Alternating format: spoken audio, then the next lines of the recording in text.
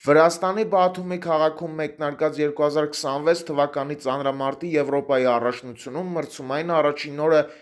մրցահարթակ դուրս եկան 53 կիլոգրամ քաշային կարգի A ենթախմբի կանայք։ Հայաստանը այս քաշային կարգում հանդես եկավ երկու ներկայացուցչով՝ Իզաբելլա Յալյան և Տանզելա Գրիգորյան։ Իզաբելլա Յալյանը պոկում վարժությունում երկու հաջող մոտեցմամբ բարձրացրեց 76 և 80 կիլոգրամ կշռող ծանրաձողը։ Այս վարժությունում նա 5-րդն էր։ Հրում վարժությունում նա բարձրացրեց միայն 95 կիլոգրամ կշռող ծանրաձողը։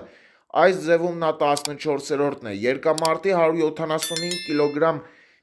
արդյունքով Իզաբելլա Յալյանը Եվրոպայի առաջնությունում 9-րդն է։ Տանզելա Գրիգորյանը պոկում վարժությունում գլխավերևում պահեց 74 և 78 կիլոգրամ կշռող ծանրաձողը։ Պոկում վարժությունում Գրիգորյանը 9-րդն էր։ Հրում վարժությունում նա բարձրացրեց 96